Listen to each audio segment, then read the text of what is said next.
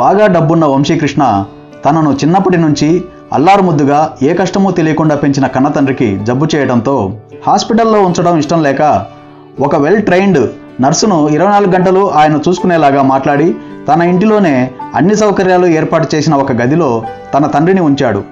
ఆ విధంగా తన బాధ్యతను సక్రమంగానే నిర్వర్తించాడు.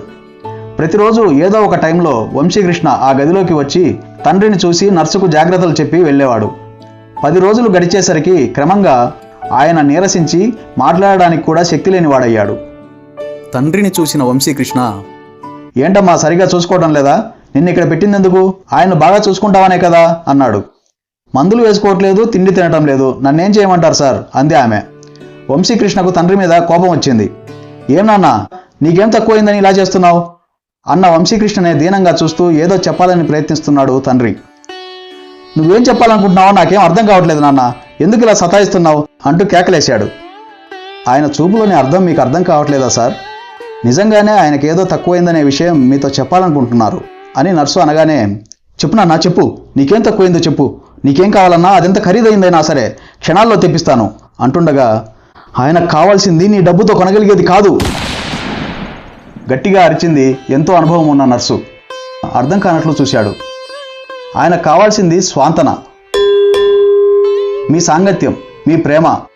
ఆ మాట వినగానే షాక్ అయ్యి ఆమెనే చూస్తున్నాడు. అవి లేనప్పుడు ఈ డబ్బులు, ఈ సౌకర్యాలు, చివరికి ఈ మందులు కూడా ఏమీ చేయలేవు సార్ అంది నర్సు. అప్పుడు చూశాడు వంశీకృష్ణ తన తండ్రి కళ్ళలోకి సూటిగా. ఆ కళ్ళు చెమర్చి ఉండటం గమనించాడు.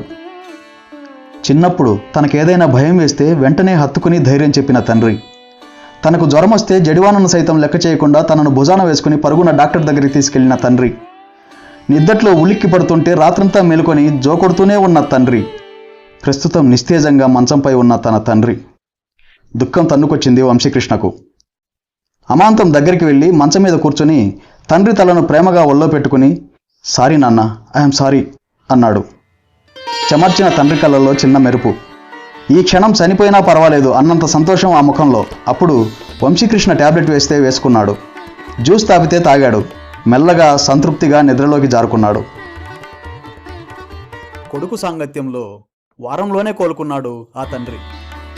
తల్లిదండ్రులు మనపై చూపించిన ప్రేమలో, మనం మన పిల్లలపై చూపిస్తున్న ప్రేమలో కనీసం 1% ప్రేమను తల్లిదండ్రులపై చూపించినా చాలు, వాళ్ళు ఎంతో సంతోషపడిపోతారు. అదే వారికి మహాభాగ్యం, అంటే ఆరోగ్యం.